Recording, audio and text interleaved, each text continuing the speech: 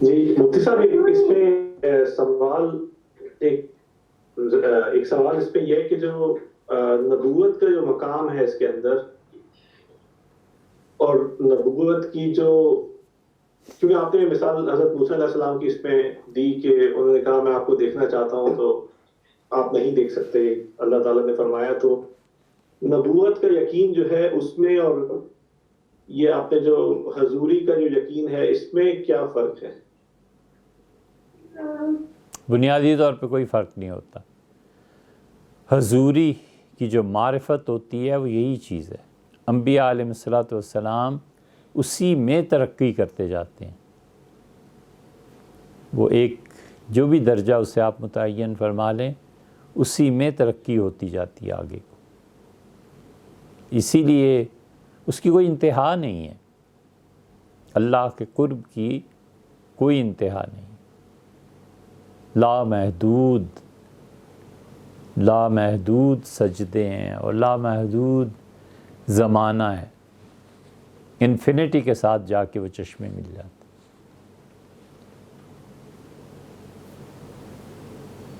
اس کی وجہ یہ بھی ہے کہ ذات پاک کی رویت اور اس کی تجلیات میں انسان پر جو علوم کھلتے ہیں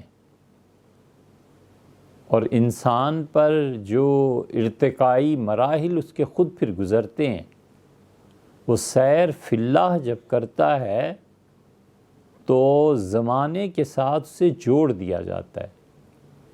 کیونکہ سیر فی اللہ ایک ایسا مقام ہے جہاں پہ 2-4 کروڑ سال کوئی چیز نہیں ہے، 10-20 کروڑ سال کوئی چیز نہیں،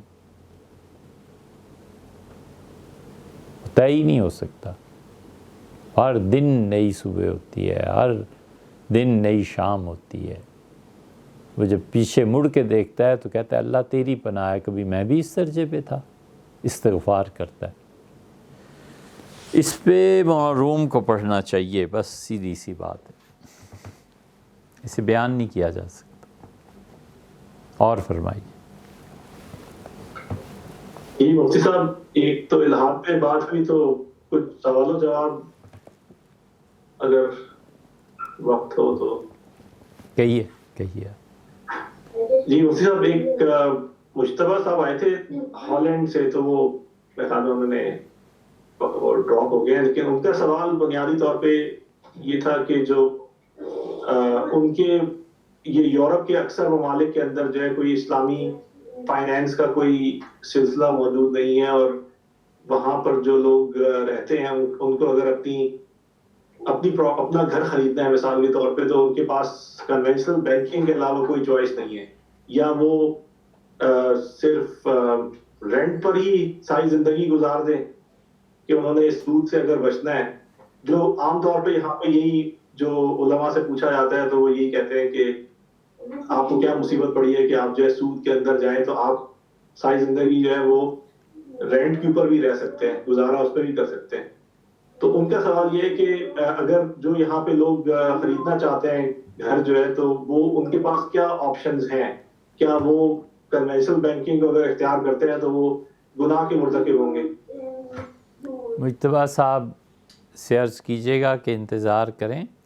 آئندہ سوال و جواب کی جو نشست ہوگی نا، اس نشست میں انشاءاللہ ہم آپ کو ایک اچھے مستند مفتی عالم دین ان کا فتویٰ، ان کی کتاب لے کے آئیں گے. انشاءاللہ آپ کو دکھا دیں گے کہ حضرت رحمۃ اللہ نے کیا لکھا ہے، کس چیز پہ فتویٰ دیا ہے. جی بالکل انشاءاللہ. لیکن اس کے لیے یہ ہے کہ مجتبیٰ صاحب اس سوال کو ٹائپ کر کے ہمیں واٹس ایپ کر دیں تاکہ یاد رہے. جی یہ رائے مجتبیٰ صاحب جو ہے میں نے جوائن کر لیا ہے، تو آپ کا میسج ان تک پہنچ گیا، تو انشاءاللہ پھر اس کے اوپر تفصیل سے انشاءاللہ نیکسٹ ٹائم بات کرتے ہیں. ٹھیک ہے، میں نے سن لیا ہے. صحیح ہے جی، بہت شکریہ. کہیے. جی مفتی صاحب، ایک پچھلے ہفتے جیسے سوال جو کچھ سوال یہ آئے تھے کہ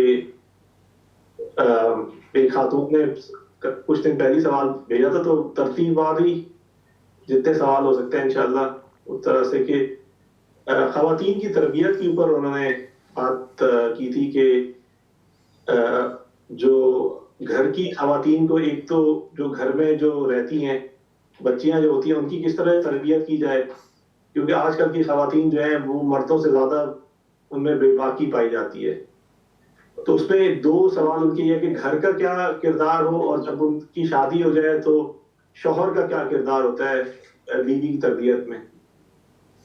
اس پہ تو کئی مرتبہ بات ہو چکی، کئی بیانات ریکارڈ ہو چکے، خواتین کا سلسلہ کئی مرتبہ چلتا رہا اور ان سے براہ راست باتیں ہوتی رہیں. وہ سن لیں، پھر کوئی خاص بات رہ جائے تو پھر ارشاد فرمائیں. جی بالکل. اور یہ جو لوگ بھی انٹرنیٹ پہ کام کرتے ہیں، ہمارے یہ رفقا، ان سے پوچھئے کہ ان خواتین کے بیانات الگ سے ریکارڈنگ ہوئی ہو، اور وہ ہوئی ریکارڈنگ تو یقینی تھا. میں ان کو اس کی طرف ریفر کر دوں گا کہ جی ہاں، ہماری ویب سائٹ پہ کہاں پر ہے. بالکل جی. اور مفتی صاحب ایک سوال یہ ہے کہ دنیا میں سب سے پہلے کون سے پیغمبر نے مہندی کا استعمال کیا تھا؟ تاریخ کا سوال ہے، ہمیں علم نہیں. اس لیے کہ مہندی کا استعمال تو اس زمانے سے چلا آتا ہے جب تاریخ محفوظ ہی نہیں تھی. جی.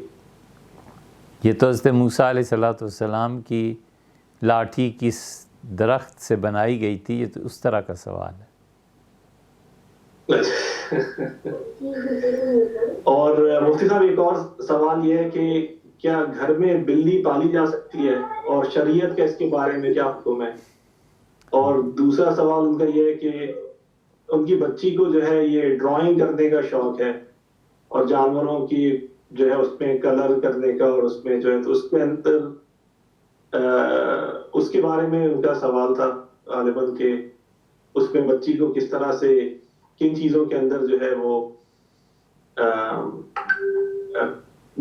کن چیزوں کے اندر مطلب ایک کلرنگ وغیرہ اس کے لیے جو ہے ان کی بچی کی تربیت کے لیے، تعلیم کے لیے استعمال کی جا سکتی ہے، کون سی نہیں. اور دوسرا سوال بلی کے پالنے پر ہے. بلیوں کا پالنا جائز ہے، کوئی حرج نہیں.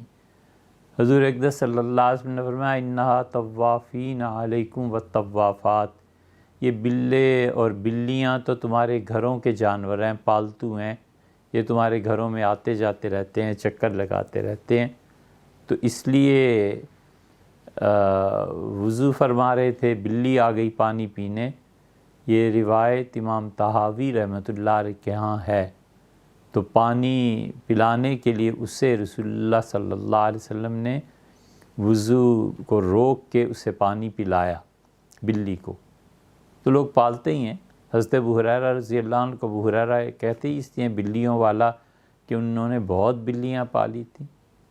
کوئی حرج نہیں ہے، لیکن بلیاں اگر انسان کو نقصان پہنچانے لگیں اور کوئی انہیں ذبح کرنا چاہے تو اس کی بھی اجازت ہے. ہر وہ چیز جو انسان کو نقصان پہنچاتی ہے جانوروں میں سے، اسے مارنے کی بھی اجازت ہے. یا بلیوں کی وجہ سے کھانا خراب ہوتا ہو، بال آتے ہوں یا کسی بیماری کا، تو انہیں نہیں پالنا چاہیے. لیکن مطلقاً اجازت ہے، ایبسلوٹلی یہ فرمایا ہے کہ بس ٹھیک ہے تمہارے گھروں میں آتی جاتی ہیں، تو منع نہیں کیا اس سے.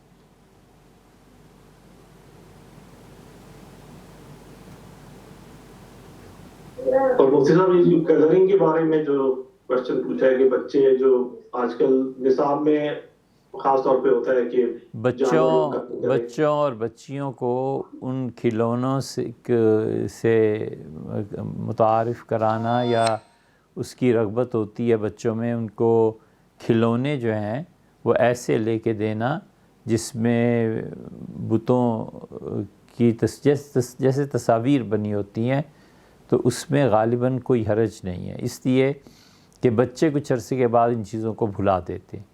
یہ کہنا کہ ان کے دل میں ان چیزوں کی محبت بیٹھ جاتی ہے اور یہ اور وہ اللہ کا شکر ہے شرک تک نہیں پہنچاتی. تو علماء کی اس میں دونوں آراء ہیں. کچھ حضرات نے اس کی اجازت دی ہے اور کچھ نے نہیں دی.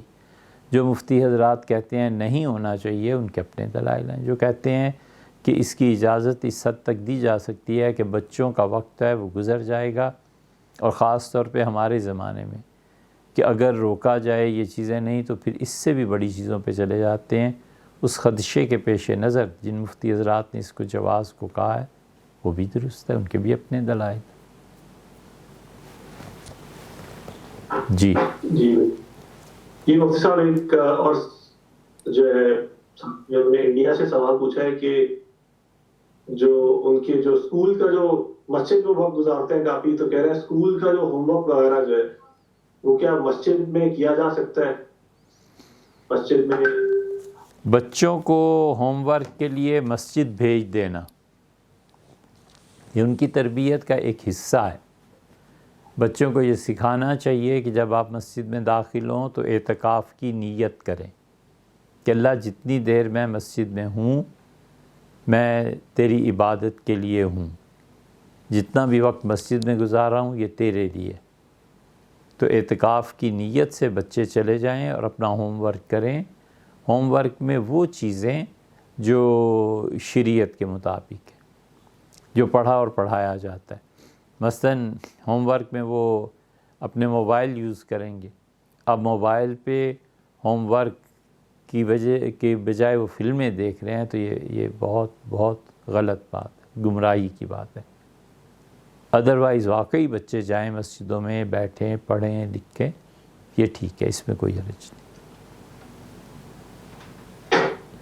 جی مفتی صاحب، اور صاحب نے سوال پوچھا ہے کہ جو یہ یوننگ جو جمائی لینا ہوتا ہے، یہ اس کا کیا ایک دوسرے سے مطلب یہ ایک چیز دیکھی گئی ہے کہ اگر ایک آدمی جو ہے وہ جمائی لے رہا ہے تو وہ ایک کنٹیجیس ہو جاتا ہے کہ دوسرا تیسرا، اس میں کوئی ایسا ہے، ایسی چیز ہے اس میں دعا پڑھی جائے یا اس طرح کی کوئی چیز شریعت سے ثابت ہے کہ جمائی لینے کے بعد کچھ پڑھنا چاہیے؟ جمائی لینے کے بعد کچھ نہیں پڑھنا چاہیے، اور یہ کوئی ایسی چیز نہیں ہے کہ ایک لے گا تو سبھی شروع کر دیں گے اسے، یہ ایسے بھی نہیں ہے۔ البتہ صوفیہ ایک بات کہتے ہیں، وہ کہتے ہیں کہ جب جمائی آئی کسی انسان کو تو حضور اقدس صلی اللہ علیہ وسلم کا تصور کرے کہ انہیں جمائی نہیں آتی تھی تو یہ تصور اس کی جمائی کو ختم کر دے۔ شامی نے بھی لکھی ہے۔ اچھا جی،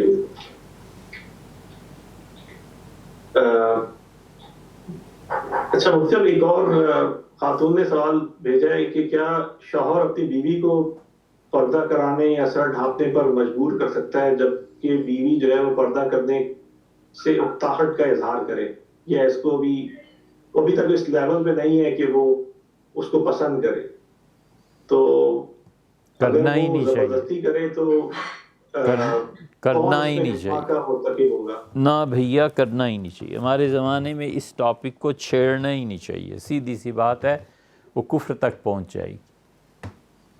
ترغیب دلانا اور بات ہے، اور بس کہہ دے ایک بار کہ مجھے یہ چیز پسند نہیں ہے اور آپ ایسے کریں، اچھا یہ لگتا ہے، بس نرمی سے سمجھا دیں، اس سے زیادہ نہ پڑھیں، اس لیے کہ وہ زیادہ سے زیادہ آپ کہیں گے کبیرہ گناہ ہو گیا، اور اگر اس سے مذاق اڑایا شریعت کا تو یہ کفر ہو گیا، نکاح سے بھی گئی۔ اس لیے ہمارا وقت ایسا نہیں ہے، نہ کرے، بس نرمی سے سمجھا دے کہ بیٹے یہ کام ایسے ہے، یہ ایسے ہے، آپ کی مرضی ہے۔ اہلیہ کو سمجھا دے کہ بی بی یہ کام ایسے اور ایسے ہے اور مجھے یہ اچھا لگتا ہے، بس اس سے زیادہ نہیں۔ ایک صاحب نے سوال پوچھا ہے کہ جو لوگ K2 پہاڑ مثلاً ابھی ایک صاحب سر کرنے گئے تھے اور ان کا انتقال ہو گیا، تو یہ چیزیں جائز ہیں یا نہیں؟ دو پہلو ہیں، ایک تو ہے جہاں پر یقینی طور پہ موت ہوتی ہے ان کاموں میں تو نہیں پڑھنا چاہیے۔ اسی لیے صاحب فتح القدیر رحمۃ اللہ نے لکھا ہے کہ کافروں کے اتنے بڑے گروہ سے ٹکر لینا جہاں یقینی طور پہ موت ہو اور وہ آدمی اپنا دفاع نہیں کر سکتا، یہ جائز ہی نہیں ہے کہ اپنے آپ کو خود قتل کے لیے پیش کر رہا ہے۔ اور ایک ہوتا ہے احتمالات، کہ ممکن ہے مر جائے اور ممکن ہے زندہ رہے، یہ درست ہے۔ مثلا ایک آدمی دریا میں تیرتا ہے تو یہ بھی احتمال ہے کہ ڈوب جائے گا، اور یہ بھی ہے کہ نہیں ڈوبے گا، تو اس کے لیے یہ درست ہے۔ اور تیسری چیز یہ ہے کہ جہاں پر یقینی طور پر کسی بھی میدان میں اترے اور اس کا علم ہی نہ ہو، وہ بھی جائز نہیں ہے۔ مثلا کسی کو تیرنا ہی نہیں آتا، تب اس کو کس نے کہا کہ دریا میں جائیے اپنے آپ کو موت کے حوالے کرنا ہے؟ صراحتاً موت ہے۔ کسی آدمی کو پتہ ہی نہیں ہے کہ کوہ پیمائی کیسے ہوتی ہے، تو اب کہے کہ میں کوہ پیمائی شروع کروں، غلط بات ہے۔ یہ سلطان قطب الدین ایبک وہ گھوڑے پہ بیٹھ کے کھیل رہے تھے نا، گر گئے تھے، ان کا انتقال ہو گیا تھا، کیا کہتے ہیں اسے، پولو۔ تو اب کسی کو گھوڑے پہ بیٹھنا بھی نہیں آتا، اس کو کس نے مشورہ دیا ہے کہ پولو کھیلے؟ یہ چیزیں جہاں پہ یقینی موت ہے، ان میں نہیں پڑھنا چاہیے۔ جہاں ہوتا ہے احتمال کہ آدمی کر لے گا نہیں، اور پھر اس میں کچھ نہ کچھ سے علم ہو، مہارت ہو، اصول اور قواعد کو جانتا ہو، اس میں کوئی حرج نہیں۔ یہ اٹامک تھیوریز والے کئی مرتبہ ایسے مراحل سے گزرتے ہیں جہاں موت ہو سکتی ہے، لیکن وہ چیک کر لیتے ہیں سب کچھ کہ یہاں کوئی گیس تو نہیں، یہ چیز تو نہیں، یہ چیز تو نہیں، اور ان مراحل سے کامیابی سے گزر بھی جاتے ہیں، کوئی حرج نہیں۔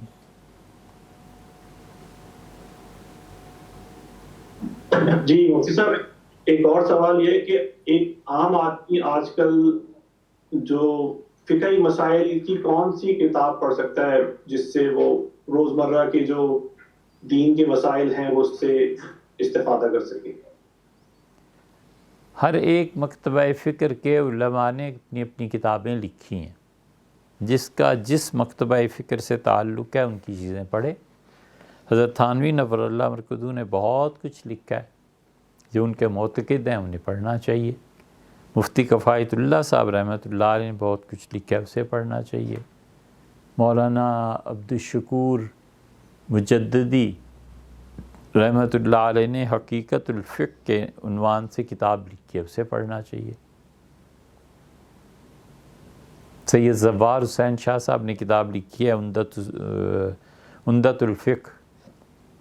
اسی طرح بریلوی حضرات میں ان کے مفتی حضرات نے بڑی اچھی اچھی کتابیں لکھی ہیں، ان کو پڑھنا چاہیے۔ مفتی امجد علی صاحب نے بہار شریعت ایک کتاب لکھی ہے، بہت بہت علمی چیز ہے، اسے پڑھنا چاہیے ان لوگوں کو۔ اور مفتی صاحب نے بہت سے مقامات پہ بہت ہی محنت اور کریزی سے فتوے لکھے ہیں، اللہ انہیں جزائے خیر دے، تو انہیں وہ پڑھنی چاہیے۔ اہل حدیث حضرات کے ہاں بھی بڑے بڑے لوگ گزرے ہیں، یہ جو راشدی سلسلے کے مشائخ ہیں انہوں نے لکھا ہے، اس سے استفادہ کرنا چاہیے، اس سے رہنمائی حاصل کرنی چاہیے۔ اہل تشیع کے ہاں مفتی جعفر صاحب نے کتابیں لکھی ہیں، مولانا غلام حسین صاحب ہیں سرگودا کے، انہوں نے کتابیں لکھی ہیں۔ ہر ایک کو اپنے اپنے مکتبہ فکر سے کے لکھے ہوئے جو معتمد لوگ ہیں ان سے رہنمائی حاصل کرنی چاہیے، اور اس رہنمائی کو پازیٹیو حد تک رکھنا چاہیے، نیگیٹو یوز نہیں کرنا چاہیے۔ اپنے آپ کو ٹھیک کرے، اللہ سے ہدایت کی دعا مانگتا رہے اور عمل کرے، اس چکر میں نہ پڑے کہ تم یہ نہیں کرتے تو تم گمراہ ہو اور تم یہ کرتے ہو تو تم گمراہ ہو۔ اس سے نتیجہ یہ نکلتا ہے کہ اس جبر کا فائدہ الہاد کو پہنچتا ہے۔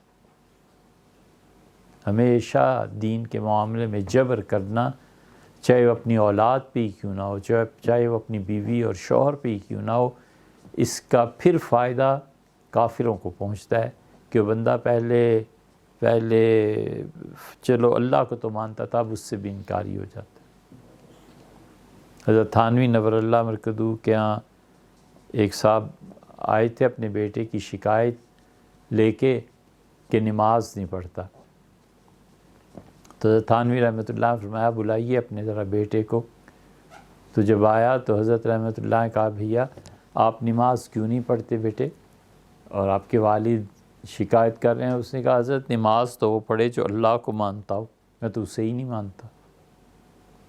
حضرت تھانوی رحمۃ اللہ نے فرمایا لیجیے، اب مجھے پتا تھا پہلے کہ جس ادارے میں یہ پڑھ رہا ہے وہاں وبائی یہی پھیلی ہوئی ہے، تو اس کے ایمان کی فکر کیجئے، نماز تو بعد میں آئے گی.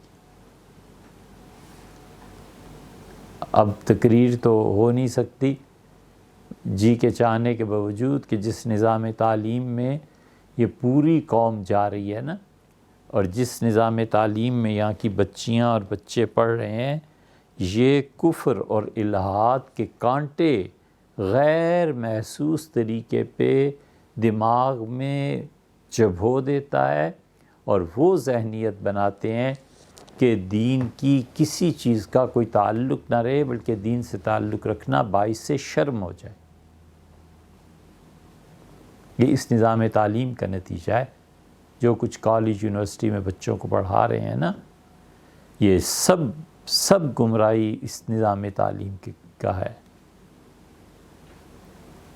اور ہمیں کوئی فکر، کوئی احساس نہیں، اور کبھی امید ہے کہ اللہ کے یہاں پہنچ کے اس کا جواب دینا پڑے گا کہ تم کس معاشرے میں زندگی بسر کر رہے تھے، اور تمہیں کوئی احساس نہیں تھا کہ اپنے بچوں کو کدھر مذبح خانے میں بھیجو، سلاٹر ہاؤس میں بھیج رہے. اور فرمائیے.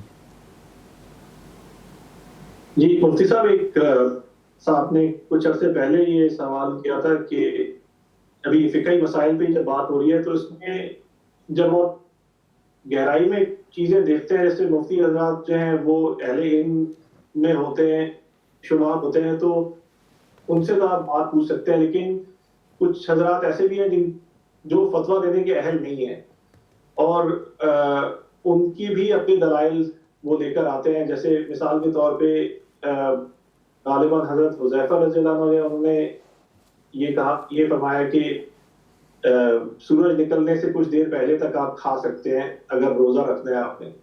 تو ان کا سوال یہ ہے کہ جو صحابہ کے انڈیویجول اقوال جو ہیں ان کو اہل سنہ جو ہے وہ کیوں نہیں دیتی، اور ان کے اقوال جو ہیں اگر انہوں نے اس طرح کی کوئی چیز کی تو ان کی مطلب ان کو جو ہے تنبیہ کر دی گئی، لیکن کسی قسم کا ان کے اوپر ایکشن جو ہے کیوں نہیں لیا گیا. صحابہ کرام رضی اللہ عنہ کی زندگیوں میں عمومی طور پہ دیکھیں گے آپ کہ وہ ان کے اپنے اجتہاد میں فتویٰ تھا، یا کوئی چیز رسول اللہ صلی اللہ علیہ وسلم نے اسپیشلی ان کے لیے کہہ دی تھی اور لوگوں نے اسے عام سمجھ لیا تھا. اس طرح کی چیزیں ہیں. لیکن باقی صحابہ کرام رضی اللہ عنہم جو دین میں مفتی ہونے کی حیثیت رکھتے تھے، اور حضور صلی اللہ علیہ وسلم نے ان کے علم کی گواہی بھی دی، فرما دیا کہ یہ صاحب فتویٰ ہیں، یہ اس مسجد میں بیٹھ کے فتویٰ دیں گے، انہوں نے ان اقوال کو تسلیم نہیں کیا، اس لیے کوئی بھی اسے نہیں مانتا. مثلا رسول اللہ صلی اللہ علیہ وسلم نے اپنی حیات طیبہ کے آخری 2.5-3 سال پہلے فرما دیا تھا کہ دیکھو تم میں سے جو سمجھدار لوگ ہیں، عقل مند لوگ ہیں، کسی معاملے کی تہ تک پہنچ جانے والے لوگ ہیں، میرے پیچھے آئندہ سے جو پہلی صفیں ہیں ان میں وہی کھڑے ہوا کریں اور باقی پیچھے کھڑے ہوں. اس کا مطلب ہے کہ سمجھ کا فرق تھا. فہم اور سمجھ کا فرق دنیا کے اصولوں میں سے، یہ تھوڑی کہ سب کی عقل ایک جیسی ہوتی ہے. تو اس سمجھ کے فرق کی وجہ سے آپ نے فرمایا کہ میرے پچھلی جو صفیں بالکل میرے ساتھ ملتی ہیں، یہاں بہت گہرے علم والے، ٹھوس علم والے لوگ کھڑے ہوا کریں اور پیچھے چلے جائیں باقی. تو صحابہ کرام رضی اللہ عنہم کی خود سوچ میں فرق تھا. آپ کے لیے شاید یہ عجیب بات ہوگی لیکن آپ کا کیا خیال ہے 1,24,000 صحابہ کرام رضی اللہ عنہم یہ سب قرآن پڑھنا جانتے تھے؟ ایسے نہیں تھا، یاد کر لیتے تھے، پڑھنا نہیں جانتے تھے، اور سارا بھی یاد نہیں کرتے تھے۔ کچھ ایسے بھی تھے جنہیں تھوڑی صورتیں یاد ہوتی تھی بس، کیونکہ جب وہ مسلمان ہوئے ہیں تو اس وقت انہوں نے قرآن کو سنا ہے۔ مثلا فتح مکہ کے موقع پہ مسلمان ہوئے، 2 برس حیات طیبہ رہی، اور حضرت علیہ السلام نے لوگوں کے لیے مقرر بھی کیے اساتذہ، لیکن ظاہر ہے کہ اتنے وسیع پیمانے پہ تعلیم کا نظام ایک دم سے تھوڑا ہی تھا۔ تو بہت سے سیدنا عمر رضی اللہ عنہ کا بڑا اشکال اس پہ رہا کہ کسی انسان پہ غسل فرض ہو جائے اور وہ تیمم کے ذریعے پاک ہو۔ امیر المومنین ہونے کے باوجود اس میں بہت تردد تھا انہیں۔ پھر عبداللہ ابن مسعود رضی اللہ عنہ آ کے سمجھایا، ان کا حضرت یہ ہے اور یہ ہے۔ اب سیدنا عمر رضی اللہ عنہ کی بات جو تھی وہ عمومی طور پر جو شورا تھی، جو ان کے اصحاب تھے، انہوں نے نہیں مانی۔ اب آپ کہاں کیا کہیں گے؟ حضرت بلال رضی اللہ عنہ کی بات مانی جا سکتی ہے کہ قربانی وہ کرتے تھے اونٹ اس کی مرغے کی؟ نظریہ کیا تھا پیچھے؟ یہی نا کہ ایک جان دینی ہے، تو جان چاہے مرغے کی ہے، دمبے کی ہے، بکرے کی، کسی کی بھی جان ہی ایک دینی ہے نا۔ یہی نظریہ عبداللہ ابن عباس رضی اللہ عنہ کے ہاں آ کے ایک اور رنگ میں ظاہر ہوا۔ انہوں نے فرمایا میں عید کے دن گوشت منگا لیتا ہوں بازار سے، قصاب سے، اور اسے پھر اپنے اعزاء میں، رشتہ داروں، دوستوں میں بانٹ دیتا ہوں۔ انہوں نے اس کو یہ گویا کہ کہا کہ گوشت ہے، لوگوں میں تقسیم کرو، اچھی بات ہے، کھانا دینا۔ سیدنا عمر رضی اللہ عنہ تک جب بات پہنچی تو انہوں نے کہا قرآن نے 8 جانور مقرر کیے ہیں، 8 ازواج۔ اللہ کہتا ہے کہ 8 جانور ہیں، من الضأن 2 اور 2 دمبی بکری اور بکرا اور دمبا، ومن الماعز 2۔ اللہ نے 8 جانوروں کی تفصیل دی ہے۔ قربانی ان 8 جانوروں میں بند ہے، اس میں رہے گی، 8 میں سے کوئی جانور ذبح کیا جائے گا، قربانی ہو جائے گی۔ اس پہ صحابہ رضی اللہ عنہ سب نے مان لیا۔ تو اس سے اہل سنہ ہی نہیں، دنیا میں جتنے بھی ہیں مکاتب فکر، صحابہ کرام رضی اللہ عنہم کے بارے میں ان کی آراء مختلف ہیں۔ مثلا اہل حدیث حضرات صحابہ رضی اللہ عنہم کو نہیں مانتے، اس ایمانہ کہ وہ کہتے ہیں وہ قانونی حیثیت کچھ نہیں ہے۔ اسی لیے تو یہ 3 طلاق کا جو مسئلہ ہے اور 8 تراویح کا جو مسئلہ ہے، اس میں وہ کہتے ہیں کہ سیدنا عمر رضی اللہ عنہ نے کیا ہے، ٹھیک ہے، لیکن یہ سب ان لوگوں کی اپنی باتیں، ہمیں تو کتاب و سنت کے علاوہ کہیں نہیں جانا، صرف کتاب اور سنت۔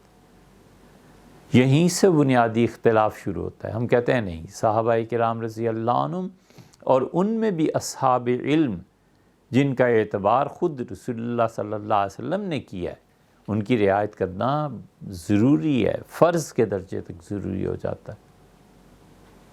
اور اہل تشیع اسی اصول کے مطابق وہ کہتے ہیں صرف اہل بیت کرام رضی اللہ عنہ ان کی حدیث حجت ہے، ان کا قول حجت اور دلیل ہے شریعت کی، ہم ان کے علاوہ باقی صحابہ کرام رضی اللہ عنہ کی کسی بھی رائے کو قانون کا درجہ نہیں دیتے۔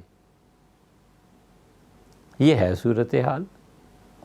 آپ کو صحابہ کرام رضی اللہ عنہ آپ ایک کی بات کرتے 20 چیزیں نظر آئیں گی، تابعین تبع تابعین میں نظر آ جائیں گی۔ عامش رحمۃ اللہ علیہ کسی نے کہا کہ عامش روزہ کب بند کرنا چاہیے؟ انہوں نے کہا کہ سورج کے طلوع سے پہلے 1.5 گھنٹے کا فرق پڑ جاتا ہے۔ انہوں نے کہا سورج کے چڑھنے سے پہلے پہلے تم کھانا کھا سکتے ہو، کسی نے نہیں مانا۔ نکاح کے مسئلے میں عبداللہ ابن عمر رضی اللہ عنہ کی اپنی ایک رائے ہے، نہیں مانا لوگوں نے۔ تو یہ ہوتا ہے، آزادی تھی، فکر کی آزادی تھی۔ حضور صلی اللہ علیہ وسلم کی طبیعت مبارکہ میں جبر کی نوعیت نہیں تھی نا کہ ہر ایک پہ جبر کرو، سمجھانا ہوتا تھا سمجھا دیتے تھے، نکیر کرنی ہوتی تھی نکیر بھی کر دیتے تھے، نام لے کے کچھ بات کہنی ہوتی تھی، وہ سب ایسے ہی تھا۔ اسی لیے تو حج جو ہے یہ سب کو کرنا تھوڑا ہی آتا تھا. آپ کا کیا خیال ہے کہ حج کے موقع پہ 1,00,000 صحابہ کرام رضی اللہ عنہم جو تھے یہ سب نے کوئی حج کورس کیا ہوا تھا؟ کچھ بھی نہیں. ایک آدمی آتا ہے کہتا ہے اللہ کے رسول میں نے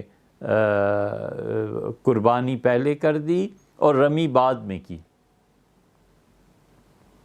ایک آگے کہتا ہے کہ میں نے قربانی پہلے کر دی اور عرفہ بعد میں گیا. ایک کہتا ہے کہ میں منا عرفہ پہلے گیا اور منا بعد میں گیا.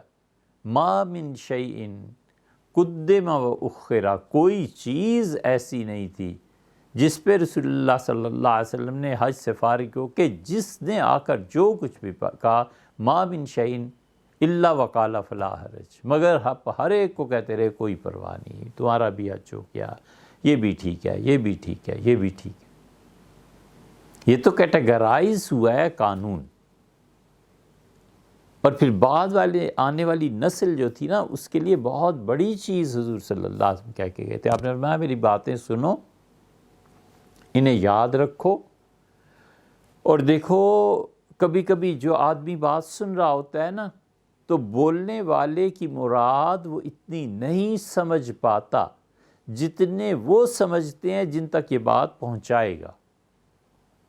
یہ کھلی ہوئی بات تھی کہ صحابہ کرام رضی اللہ عنہم کا میری باتیں یاد رکھنا اور اگلی نسل کو پہنچانا، اور عین ممکن ہے کہ اگلی نسل میری باتوں کو تمہاری نسبت زیادہ سمجھے. اسی کے فہم کا فرق ہے نا.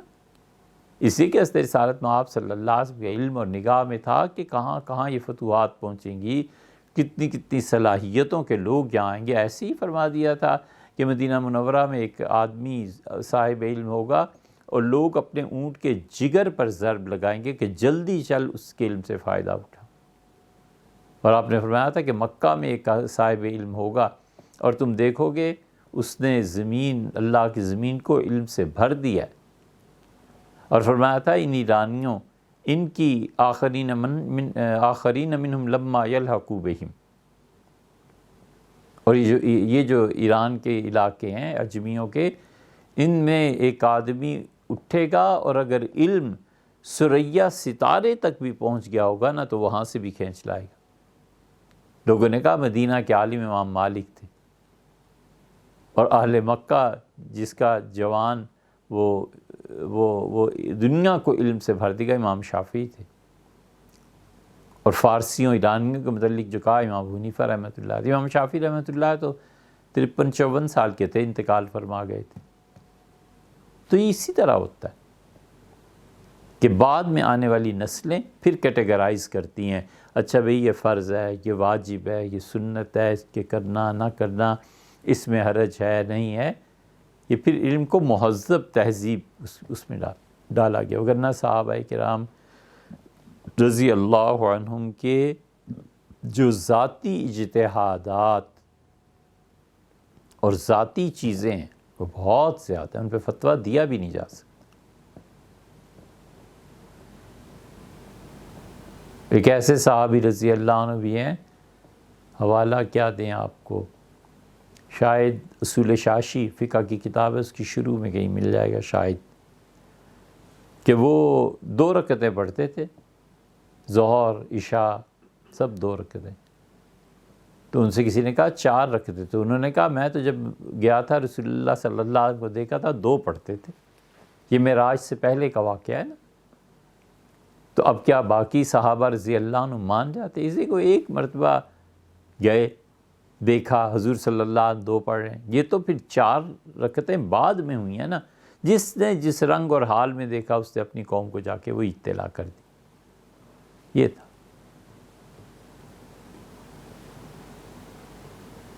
جی مفتی صاحب، اس میں جو سوال ایک یہ بھی تھا کہ آج کے دور میں اگر کوئی انہی شاذ اقوال جو ہیں ان کے اوپر عمل کر رہے ہیں تو اہل سنت اس کو گمراہی کیوں قرار دیتے ہیں فقہ کی روح سے؟ وہ گمراہی نہیں ہے، وہ کافر ہو جائے گا. وہ گمراہی نہیں، وہ کفر تک پہنچے گا. صحابہ کرام رضی اللہ عنہ کے انفرادی افعال کو اگر وہ دیکھنا شروع کرے گا تو وہ شراب کو بھی جائز قرار دے گا، اور استغفر اللہ معاذ اللہ وہ ان انفرادی اقوال کا تجزیہ کر کے اپنی تھوڑے علم اور چھوٹی عقل کے ساتھ بدکاری کو بھی جائز قرار دے گا۔ ہمیں معلوم ہے نا کہ آگے چل کے پھر کیا ہوگا۔ تھوڑا علم ہے، پڑھا نہیں ہے، عقل اس سے بھی کم ہے، اس کو سمجھنے کے لیے بڑا لیول چاہیے۔ وہ بغیر کسی اصول کے پڑھے اپنے علم کو استعمال کرنا چاہے گا، اور علم جاننے کا نام ہے، اور حکمت اس کو صحیح موقع پہ استعمال کرنے کا نام ہے۔ وہ سمجھ نہیں پائے گا، دین چھوڑ دے گا، اسلام سے نکل جائے گا، معاذ اللہ استغفر اللہ۔ وہ پڑھے گا ایک صحابی رضی اللہ عنہ کا کہ انہوں نے کسی لڑکی کو پسند کر لیا اور ان سے کہا گیا حضرت نکاح کے لیے گواہ، تو انہوں نے کہا گواہ ہو جائیں گے لوگ، صبح ہونے دو۔ تو اب اس پہ وہ کیا کرے گا پھر؟ آپ خود سوچیں۔ اور اس فتنے کے دور میں، اس تباہی کے دور میں کون اجازت دے سکتا ہے؟ جو دے گا وہ اسے اللہ کا خوف چاہیے، اللہ سے ڈرنا چاہیے کہ معاملہ کہیں کا کہیں پہنچا دیں گے۔ سیدنا عمر رضی اللہ عنہ اور حضرت عثمان رضی اللہ عنہ کی خلافت کا ایک مصری ہیں، انہوں نے تجزیہ کیا، اور اس سے پہلے بھی انہوں نے کہا سیدنا عمر رضی اللہ عنہ جو آخری حد ہوتی تھی نا، اس سے 10 ہاتھ پیچھے کھینچ کے رکھتے تھے لوگوں کو، اور سیدنا عثمان رضی اللہ عنہ لوگوں کو آخری حد تک، جواز تک جانے کی اجازت دی، تو لوگ جو حدود تھے انہیں کراس کر گئے۔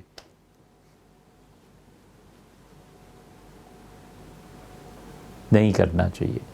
صحابہ کرام رضی اللہ عنہ مخلص تھے اپنے فعال اقوال میں، اللہ نے انہیں بغیر کسی استثناء کے کہا ہے کہ رضی اللہ عنہ، خدا سب سے راضی، وہ جانے اور ان کا پروردگار جانے۔ حضور صلی اللہ علیہ وسلم نے فرمایا تھا کہ تم میں سے کوئی آدمی ایک احد پہاڑ کے برابر سونا اللہ کی راہ میں خرچ کرے، اور میرے دیکھنے والوں میں سے آدھا پاؤ جو اللہ کی راہ میں خرچ کر دے، تو تم اس کے آدھا پاؤ جو سونے کا احد کا پہاڑ تو کہاں، اس کے آدھے پہ بھی نہیں پہنچ سکتے۔ اس سے مخلص لوگ تھے، جو کچھ بھی کیا اخلاص کے ساتھ، سچائی کے ساتھ۔ حضرت انس رضی اللہ عنہ کہتے تھے ہمیں تو پتہ بھی نہیں تھا کہ جھوٹ کیا ہوتا ہے، نہ ہم نے بولا نہ ہم نے سنا، ہمیں پتہ ہی نہیں تھا، یہ تو اب پتہ چلا کہ جھوٹ بھی ہوتا ہے۔ صحیح ترین بات ابن مسعود رضی اللہ عنہ کی کہ اختارہم اللہ لصحبت نبی، اللہ نے اس پوری جماعت کو چن لیا تھا اپنے نبی صلی اللہ علیہ وسلم کی جماعت بنانے کے لیے، ان کے لیے چن لیا تھا ان لوگوں کو خدا نے کہ یہ ان کے قرب میں رہیں گے۔ بس جناب، مفتی صاحب ایک دو چھوٹے سوال اگر اس کا جلدی جواب کہیے۔ ایک تو یہ ہے کہ سفر میں کون سی دعائیں پڑھنی چاہیے اور کیا اعمال کرنے چاہیے سفر کی حالت میں؟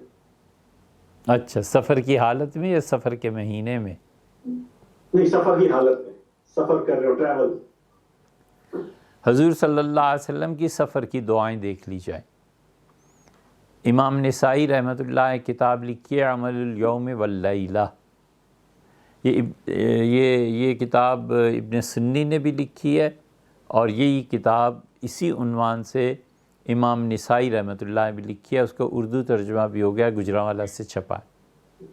اس کا وہ چیپٹر آپ نکالیں سفر کا، سفر میں حضور صلی اللہ علیہ وسلم کون سی دعائیں مانگتے تھے، سفر میں تہجد کے بعد کون سی دعائیں مانگتے تھے، سفر میں مؤذن اذان دیتا تھا تو اس پہ کیا فرمایا تھا، سفر میں مرغ اس کی اذان کی آواز سنی تو کیا فرمایا، یہ ساری روایات آپ کو وہاں مل جائیں گی۔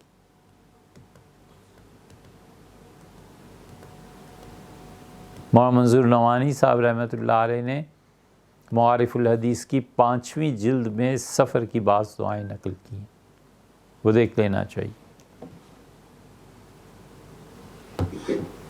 جی مفتی صاحب، ایک جو سوال جو ہے صاحب نے پوچھا ہے کہ بھی مجھ سے آپ کچھ حضرات کے سوال رہ گئے ہیں تو انشاءاللہ وہ آئندہ پوچھ لوں گا، لیکن یہ ایک سوال فقہی مسئلہ ہے کہ اگر کسی لڑکے جو ہے وہ رمضان کے اندر جو ہے وہ بالغ ہو جائے اور اس کو اب یہ یاد نہیں ہے کہ اس نے کتنے روزے جو ہیں وہ اس کے اوپر فرض ہو گئے تھے، تو اس میں اس صورت میں کیا کرنا چاہیے کہ پرانی بات ہوگی، ان کو یاد نہیں ہے کہ، لیکن جو فرضیت جو ہے وہ رمضان کے اندر ہوئی، تو اس میں وہ کس طرح سے جو روزے ہیں ان کو پورا کر سکتا ہے اگر یاد نہ ہو تو؟ ذہن میں جو غالب گمان ہے اس پہ عمل کر لیا جائے، جو غالب گمان ہے کہ 10ویں روزے کو یہ حالت ہوئی، پہلے کو کب پیش آئی، جو اس میں اس کی طبیعت اندر سے گواہی آئے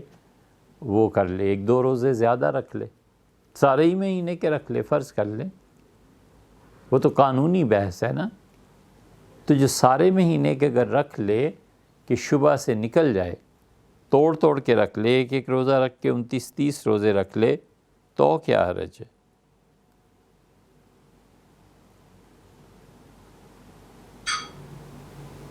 جی مفتی صاحب، بس یہ آج کے مفتی صاحب سوالات کیونکہ 12 بج گئے ہیں تو کس کے؟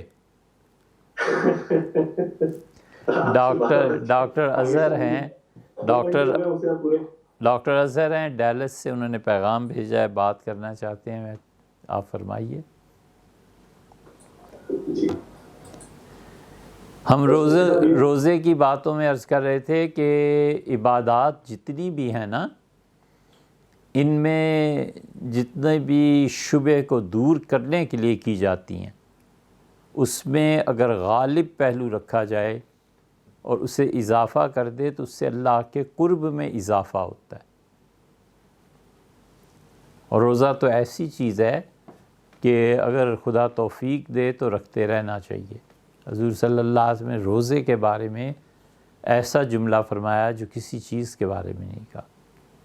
آپ نے فرمایا للصائم فرحتان، اور جو روزہ رکھتا ہے اس کے لیے 2 خوشیاں ہیں۔ عند الافطار، جب وہ افطار کرتا ہے، شربت پیتا ہے، ٹھنڈا پانی، تو اس کی روح جو تازہ ہو جاتی ہے، فرمایا ایک تو یہ ہے، وعند اللقاء، اور دوسرا جب وہ اللہ سے ملے گا تو اللہ بھی اسے خوش کر دے گا۔ اور صوفیہ کہتے ہیں کچھ روزے ایسے بھی رکھنے چاہیے جس کی افطار موت پہ ہو۔ مثلا ایک آدمی نے خواہش کے باوجود اور سارے اسباب اور وسائل اور خواہش ہونے کے باوجود شراب نہیں پی ساری زندگی، اور نفس ابھارتا رہا، اس کے باوجود عمل نہیں کیا، اس نے نہیں کیا، تو وہ جو افطار موت پہ ہوگی نا خدا کے ہاں سے، پھر پتہ چلے گا کہ شراب ہوتی کیا۔